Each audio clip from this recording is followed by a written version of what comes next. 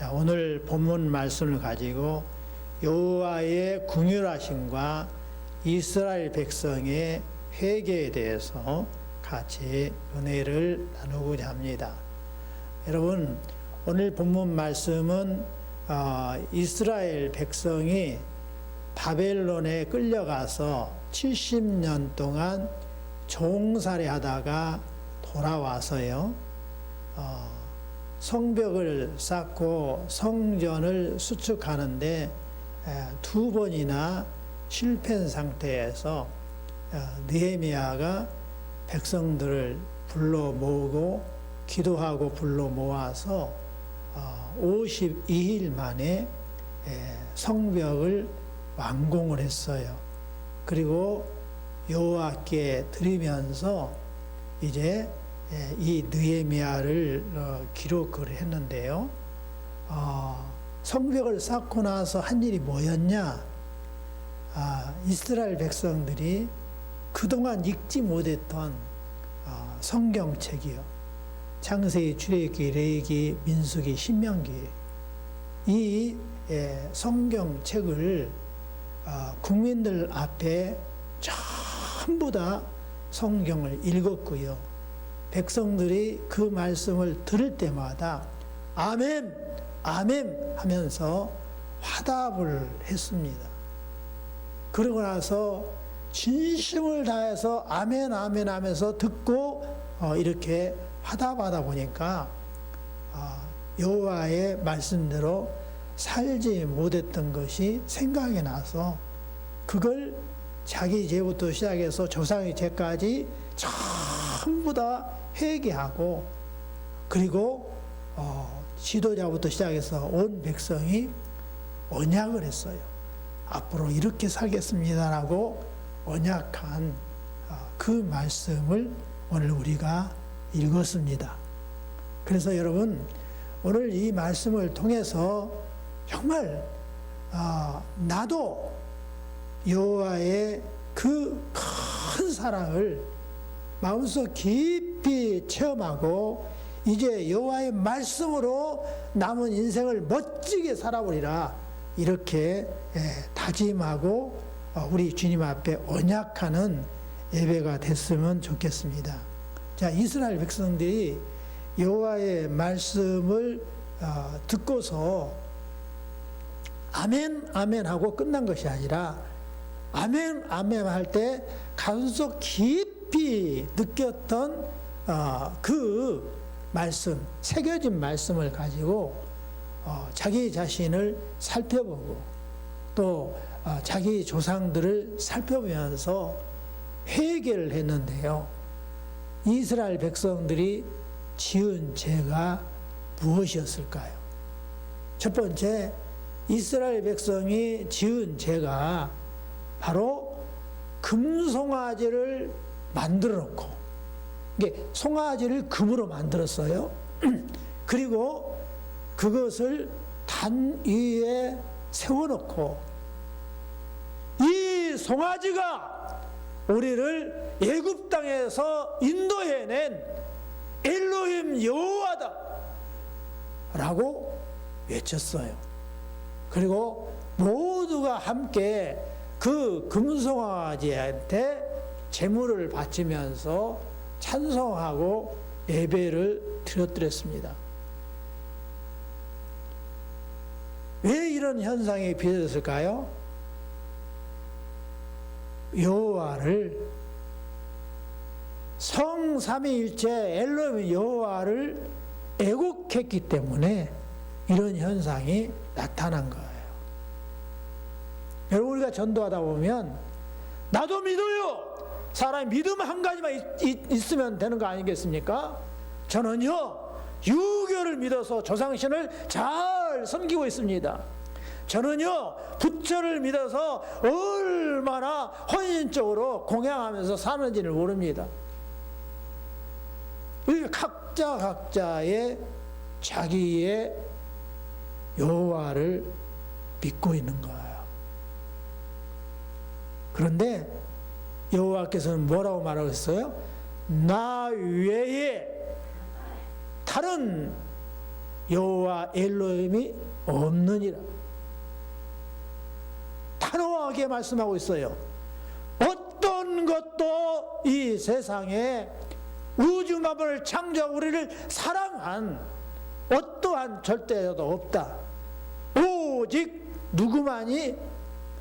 바로 성삼위 여호와만이 우리를 창조하시고 우리를 인도하신 분이라고 말씀하고 있어요.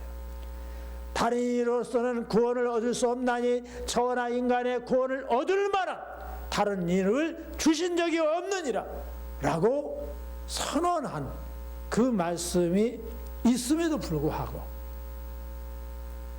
그 말씀을 잘못 생각했기 때문에 다른 여호와가 없기 때문에 어떠한 모양과 형상도 만들지 말고 그에게 절하지 말고 섬기지도 말라라고 말씀하셨는데도 불구하고 여기신 전지전능하신 여호와를 눈에 보이는 힘센 소를 여호와일 것이다 라고 생각해서 금으로 송아지를 만들어서 이걸 여호와라고 섬긴 거예요. 이게 이스라엘 백성의 큰 죄였습니다. 이것을 이스라엘 백성이 마음속에 알고요. 주여 우리가 잘못했나이다 이렇게 한 거예요. 저와 여러분도 우리의 삶 속에서 내가 생각하는 여호와, 내가 생각하는 예수님이 성경에서 계시하고 있는 그분인가를 살펴보고 그게 아니면 그 죄에 대해서 회개해야 우리 주님께서 은혜 주시는 사랑하는 내 자녀야 라고 할 것입니다. 이스라엘 백성이 두 번째 죄가 있었어요. 두 번째 죄는 생활 가운데 조금 어려워지니까 막 목회자인 이 모세에게 욕을 했습니다. 원망을 했습니다. 모세야! 나를 내버려 두지 왜 우리들을 불러내가지고 이렇게 목말라 졸이게 하느냐? 나는 여러 가지 음식을 먹고 싶은데 왜 우리를 이끌어내서 만나를 먹게 하느냐? 나는 여러 가지 반찬을 먹고 싶은데 왜 우리에게는 메추라기 하나뿐이냐? 라고 불평불만을 하면서 야 모세 이제 나 너 말 안 들을 거야. 우리 대표자 하나 뽑아서 다시 홍해를 건너서 예굽에 가서 종살이 하자. 이렇게 한 죄를 범했습니다. 말씀을 아멘하며 받다 보니 여호와의 어떠한 지도자도 없는데 우리가 어찌하여 이런 짓을 했을꼬? 그러면서 가슴을 치면서 회개를 했습니다. 사랑하는 성도 여러분, 저와 여러분의 삶은 어떤가요? 세 번째, 이스라엘 백성들이 궁극적으로 잘못한 것이 있어요. 뭘 잘못했냐? 바로 이방인과 결혼했어요. 우리 여호와께서는 가정은 곧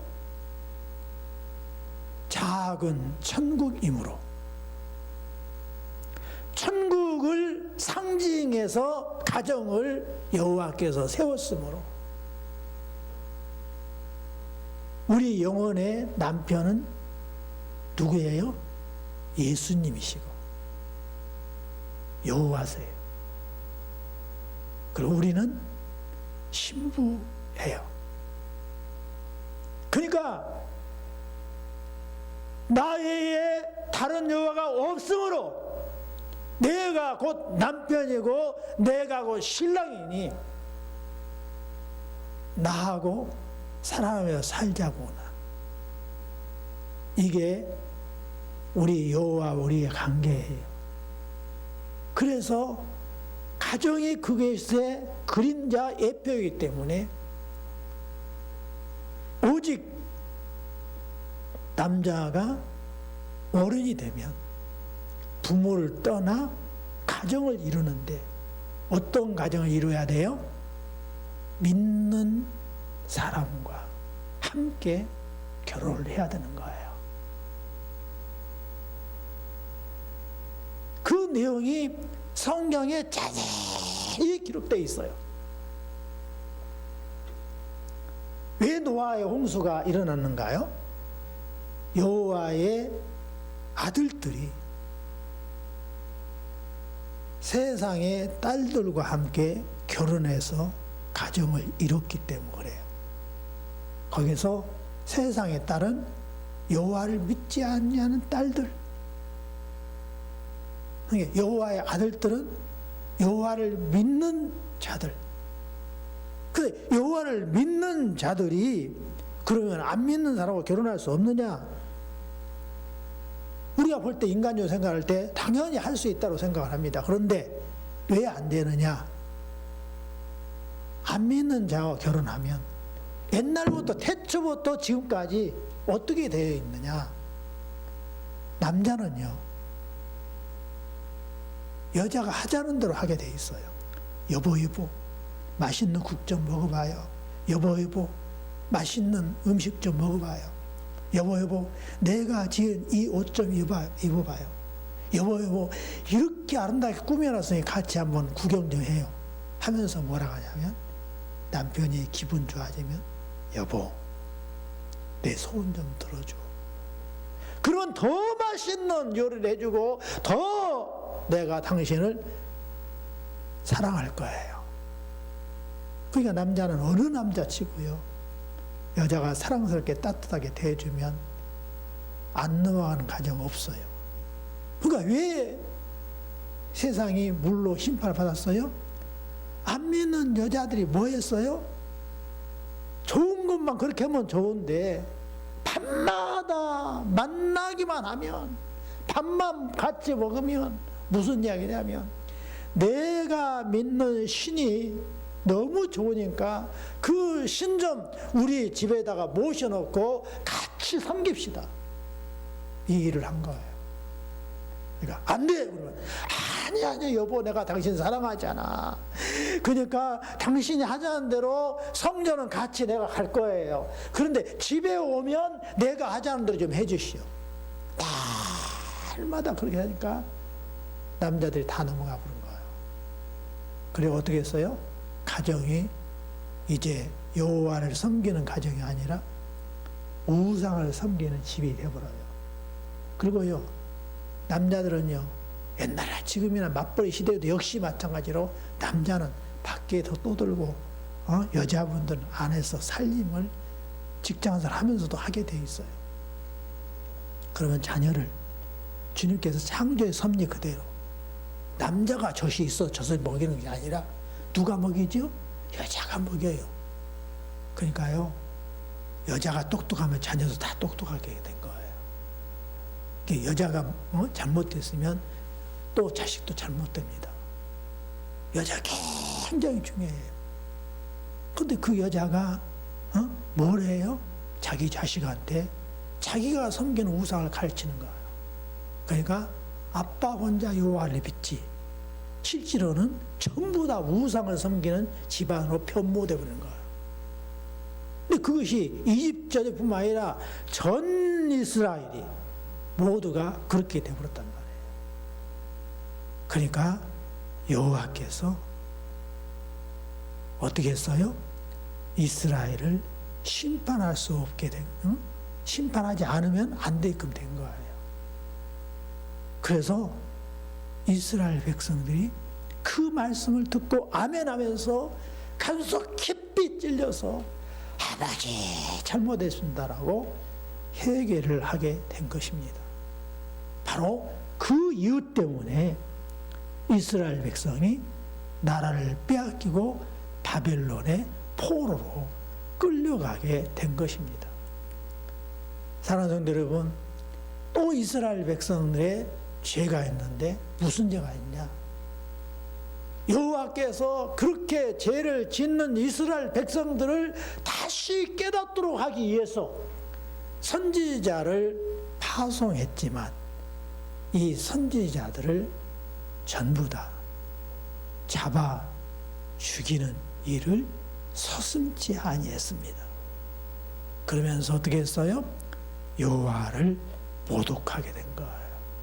선지자 죽인 것하고 여호와 모독하고 무슨 상관이 있느냐 생각할지 몰라도요, 여러분, 선지자를 누가 세웠어요? 여호와가 세웠어요. 선지자를 누가 보냈어요? 여호와가 보냈어요. 그러니까 다시 말하면 천국의 영원한 세계의 대사로 선지자를 보냈다는 말씀입니다. 그렇기 때문에요, 이 선지자를 잘 따르면 여호와를 경외하는 거고요, 선지자를 내치고 학대하는 것은, 죽이는 것은 여호와를 욕되게 하는 거예요. 그래서 여호와를 모독하는 일을 했다라고 오늘 읽은 그 본문 말씀을 이어서 읽으면 그렇게 나옵니다. 저와 여러분은 혹시라도 여러분 그러지 않는가 생각해 볼 필요가 있습니다. 저는 지금까지 많은 경험을 해왔어요. 그런데요, 목회자가 잘못할 수 있어요. 그러면 그 목회자를 개별적으로 만나서 목사님 제가 존경하고 사랑합니다. 근데 목사님 이런 부분은 어떻게 생각하시나요? 제가 볼 때 말씀은 틀린 것 같으네요. 그래갖고 마태복음 일러준 대로요, 그렇게 고면을 하는 거예요. 그래서 같이 풀어가야 됩니다. 그러나 이것이 진짜 잘못이면 목회자가 푸는 거고, 또 성도가 아직 이해를 못 해갖고 잘못 보는 경우가 있어요. 그래도 같이 의논하면서 이렇게 풀어나가는 거예요. 근데 목회자가 정말 잘못됐으면 조용하게 기도하면서 권면하고 안 되면 교회를 나가면 되는 것입니다. 그리고 그 목회자를 내가 쳐도 벌 받지 않아요. 그러나 목회자가 여호와의 뜻대로 제대로 목회를 하고 있는데 자기의 개인 감정으로 패당을 지어서 대적하는 경우요, 전부 벌 받습니다. 금생에 뜨거운 벌을 받아요. 근데 이스라엘 백성은 그 일을 했어요. 그래서 어떻게 했어요? 이스라엘 백성들이 바벨론에 끌려가 70년 동안 서러움을 당하는 종사를 했던 것입니다. 사랑하는 성도 여러분, 그런데요, 우리 여호와는 어떤 여호와냐? 백성에게 긍휼을 베풀어 주시는 여호와세요. 이게 어떻게 긍휼을 베풀어 주셨냐? 이스라엘 백성이 원망하는데도 불구하고 구름 기둥과 불기둥으로 보호를 하시고 만나와 메추라기를 먹이시고 물을 먹이시는 그러한 은혜를 베풀어 주셨어요. 그뿐만 아니라 40년 동안 광야 생활할 때, 예굽에서 나와갖고 주님께서 원하시는 가나안 땅 가는 데까지 40년 걸렸어요. 근데 그 곳은 전부 다 광야였어요. 근데 그 광야 돌짝밭을 거닐 때에 여호와께서 어떻게 했어요? 옷이 헤어지지 않도록 하셨다. 좀 먹지 않도록 했어요. 신발이 헤어지지 않게 하셨어요. 우리 주님께서 가나안 땅에 갈 때까지 옷 애굽에서 입고 왔던 새 옷 입고 나왔어요. 새 신발 신고 나왔어요. 새 수레 끌고 나왔어요. 근데 그 모든 것이 하나도 기스나지 아니하고 떨어지지 않고 새 것 그대로를 40년 동안 전속시켜주는 그 은혜를 베풀어 주셨어요. 그리고 마침내 가나안 땅에 정착하게 해주시고 그곳에 평강을 주시는 일을 우리 주님께서 하셨어요. 사랑하는 성도 여러분, 우리 각을 한번 돌이켜 봐봐요. 그러면요, 내가 지금 현재 어렵다 하지만 옛날에 비하면요 왕처럼 살고 있다는 것을 우리가 알 수 있을 것입니다. 여러분, 그런데 지금 우리는 잘 먹고 잘 살고 있어요. 그것을 우리가 생각하면서 우리는 감사해야 할 줄 믿습니다. 다 여호와의 은혜예요. 근데 또 여호와께서 어떤 은혜를 베풀었냐? 이 가나안 땅에 정착을 해서 마지막 왕 시대까지 전부 다 여호와께서 이스라엘 백성이 어려움에 처해가지고 부르짖어 기도할 때마다 언제나 긍휼을 베풀으셔서 그 어려움에서 건져주시는 그 일을 해드렸습니다. 바로 여호와는 우리에게 매번 눈을 떼지 아니하시고 우리에게 은혜를 베푸다는 사실을 잊지 마셔야 됩니다. 자, 이스라엘 백성이요,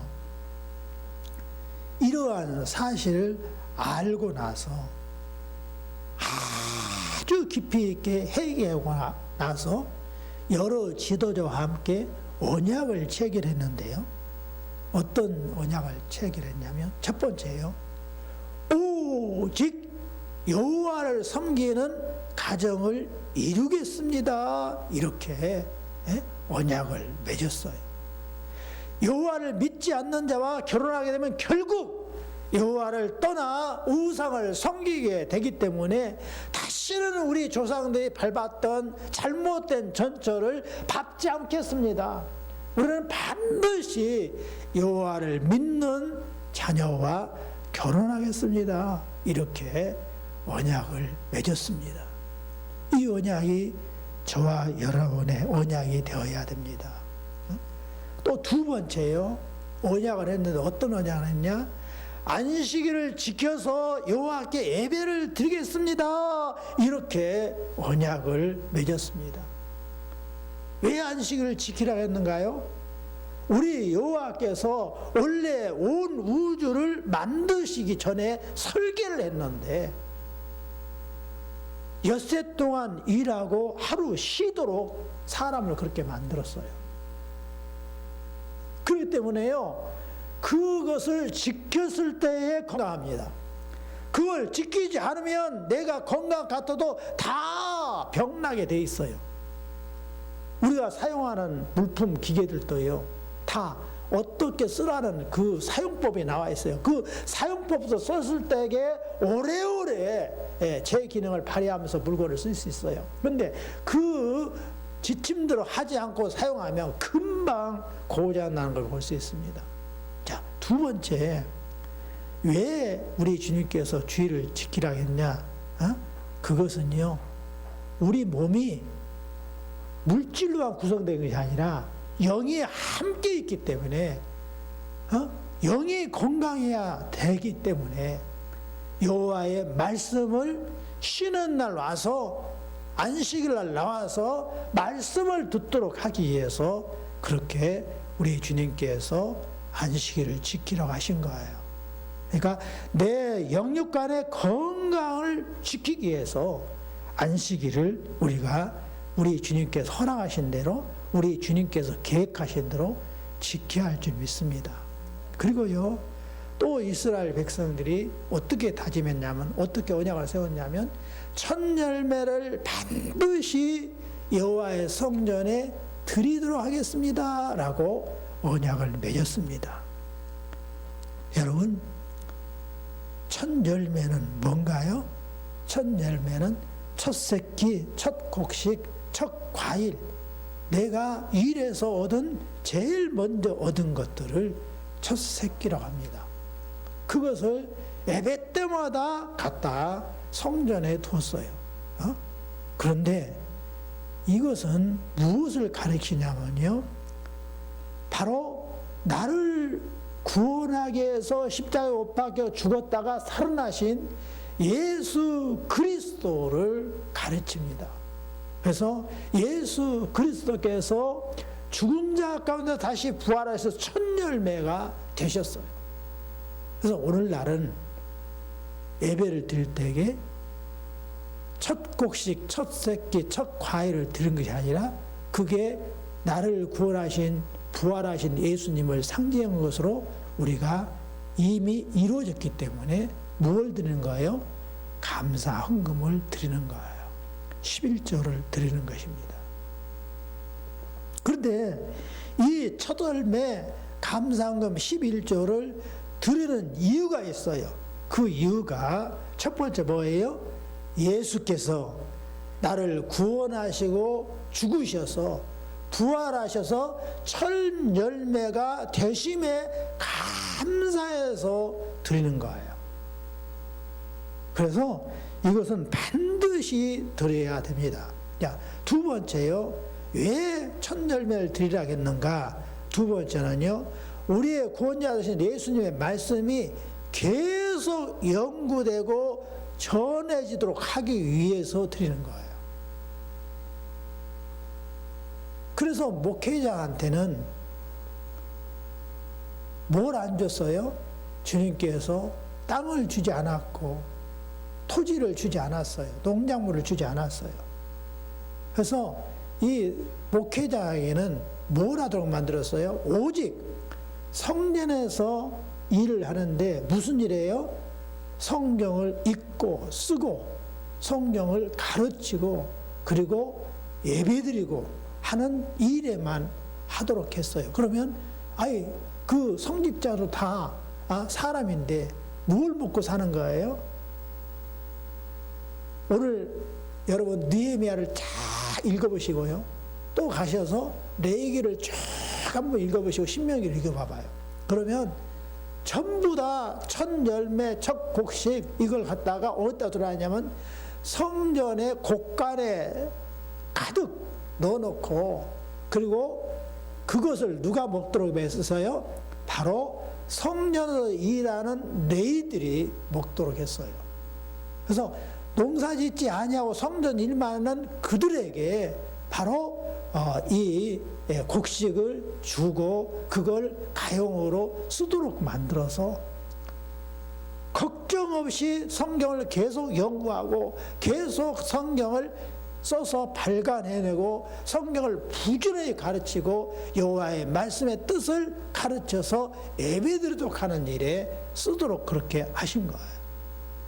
그래서 우리가 감사헌금을 드려야 되는 것입니다.